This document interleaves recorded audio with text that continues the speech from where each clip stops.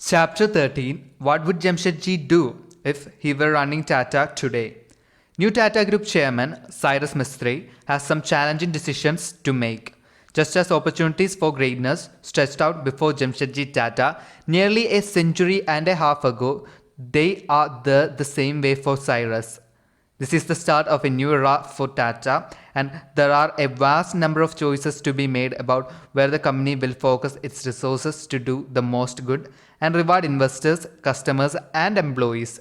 Cyrus has an opportunity to make his mark by guiding the company to even greater accomplishments. Cyrus assumed the chairman's role in 2012 when he was just 45. After Ratan Tata's retirement, he is the first person outside of the Tata family to become chairman. While the Mistry family has a vested financial interest in the continued success of the company, both families partake in passive values, especially the mission to give back and improve the lives of others. There is a lot of weight on this young man's shoulders, and he is now responsible for the largest company in India and one of the biggest in the world.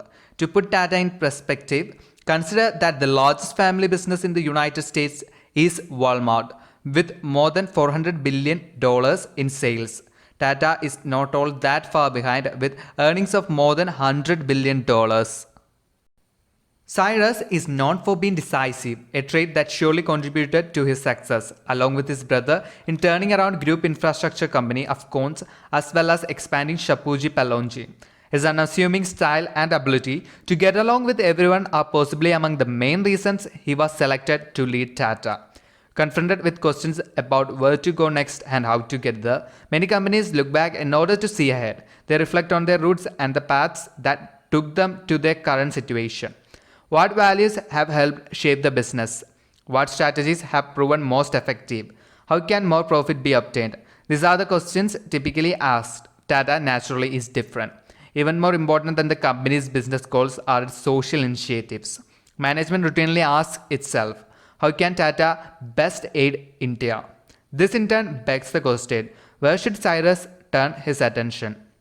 For an answer, we can do no better than to ask Jamshedji Tata, the man whose foresight and concern for India created an entirely new business model.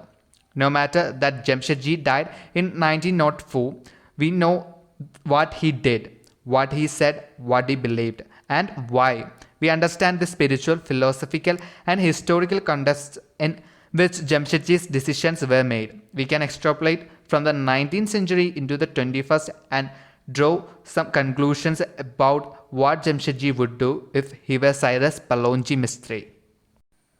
By investing in the construction and staffing of new institutes of higher learning in India, Cyrus can do what Jamshedji would surely have done, act to close the gap between supply and demand. But as an innovator, Jamshedji, were he among us, would also look beyond brick and mortar. The future of education is in massive open online courses, or MOOCs. MOOCs will do for education what iTunes did for music, make education available to the masses at a fraction of the brick and mortar cost. MOOCs will also bridge the gap between what universities produce and what businesses need, reducing the time lag from 7 years to 1. They will allow Tata, for example, to train and educate its huge workforce. Tata being Tata, the company will doubtless leverage its MOOC system throughout India, indeed the world, and not just within the Tata network of companies. Healthcare. Jamshedji understood that if you don't have health, you don't have wealth. Providing preventive care through in-house doctors and nurses at Tata companies has helped improve the overall health of employees, the vast majority of whom are also residents of the communities in which Tata offices and plants are located. Still, many who do not work for Tata have inadequate healthcare. While India's universal healthcare system is far better today than it was 140 years ago, challenges persist. In the poorest communities where residents cannot afford even basic treatment, diseases long ago eradicated in other parts of the world continue to afflict them. When families have no food or clothing, healthcare becomes an unaffordable luxury. The lack of affordability is compounded by a shortage of doctors, especially in rural areas. India has 0.6 physicians per 1,000 residents, and most of this small number practice in the cities. Faced with rising demand for healthcare services, Jamshedji would surely invest in educating more doctors and also in extending medical outreach to provide services to those in need in more remote parts of the country. Pakistan.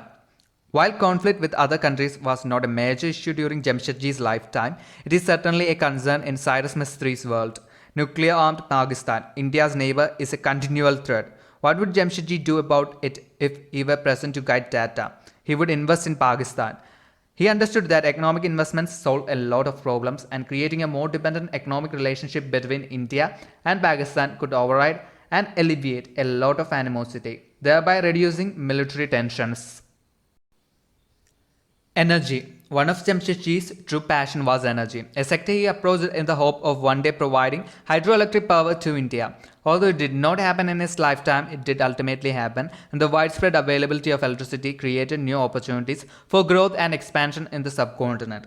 Today, the challenge of providing adequate power throughout India remains, but the issue is now centered on the use of nuclear energy. Would Jamshedji favor using nuclear technology in order to provide electricity? I think he would have preferred that we had not discovered nuclear energy. However, let us assume that he understood the risks. Even though he had not lived through Hiroshima and Nagasaki, or more to the point, 3 Mile Island, Chernobyl and Fukushima, I believe that being a realist, he would understand that we cannot put the nuclear genie back into the bottle. On that basis, and by understanding and accepting that with great rewards come great risks, Jamshedji would likely have appreciated that the rewards of nuclear power given India's great need outweigh the risks. Poverty. Jamshedji was a forward thinker who constantly sought solutions to improve living conditions across India. Even today, of course, poverty continues to ravage parts of India. The challenge now us then is how to introduce improvements that do not threaten a community's way of life. Being the strong facilitator that he was, Jamshedji would probably seek to work with the Arab and Islamic communities to learn how they maintain their cultural identities while adopting modern improvements. Going truly global with Tata's message. I believe that Jamshedji, having realized the success of the Tata model, would seek to expand the philanthropic initiatives globally and would be fully supportive of initiatives such as the Tata Engage program, so that the philanthropic reach of the Tata idols can touch every country in the world. Can you imagine the impact it would have on the world if other major companies followed suit? The Tata Engage initiative is a program that encourages Tata employees to donate half a day a year to any charity in the country they are working in, and they receive full pay whilst doing so. Pope Francis has spoken out against global poverty, explaining that the capitalist trickle-down economic model is not working. For the reasons I outlined in the beginning of this book, maybe governments around the world should examine the Tata model. There is a way for capitalism and socialism to work together in harmony. Maybe that way is the Tata model. What is to come? What Cyrus himself decides to focus on will depend on his passions and interests, and where he sees the greatest need. We believe that at least some of the areas outlined above will capture his imagination and move his will. Personally, I hope that he will visit my homeland and recognize that Ireland would be a perfect partner to launch a MOOC-based platform of education with. The goal to revolutionize the Indian education system in India and give Tata companies an unassailable advantage over their competitors in terms of knowledge transfer, dramatically improving the level of education in India by extending it to the lowest levels of society. Ireland could provide India with a perfect springboard into Europe and a direct connection with the hundreds of major American companies based in the country. It would also re-establish Ireland as the land of saints and scholars.